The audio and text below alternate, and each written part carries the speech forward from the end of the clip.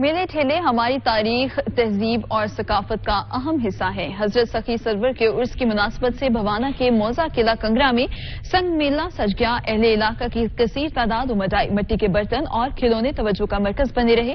جھولوں اور رنگا رنگ سٹالز پر بچوں کا رش بھی لگ گیا۔ ناصر علی کارف کی یہ رپورٹ دیکھیے۔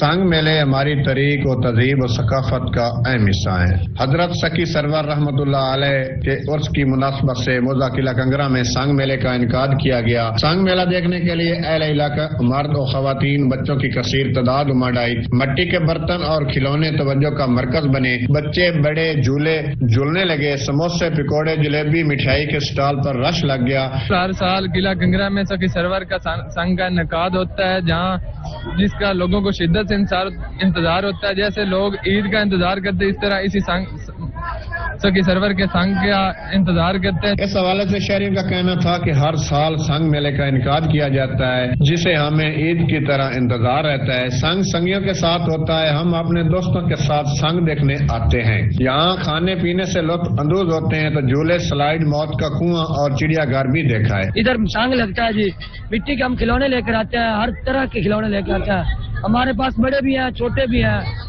ان کے سامنے بڑے ہیں، گھوڑے ہیں، شیر ہیں، طوطے ہیں، باز ہیں، بلی ہیں جی، کافی کھلونے پڑے ہیں ہمارے پاس، ہم لے کر آتے ہیں۔ ہم سے بچے اور بڑے لے کر جاتے ہیں جی۔ اس حوالے سے دکانداروں کا کہنا تھا کہ یہاں ہم مٹی کے برتن اور کھلونے فروخت کرتے ہیں جو لوگ شوق سے خریدتے ہیں۔ ان کا کہنا تھا کہ ہمیں بھی پورا سال انتظار رہتا ہے۔ ان کا کہنا تھا کہ سنگ میلوں کا انعقاد ہماری تاریخ، تہذیب اور ثقافت کو زندہ رکھنے کے لیے ضروری ہے۔ کیمرہ مین غلام عباس کے ساتھ ناصر علی کارب، سچ ٹی وی، بھوانہ۔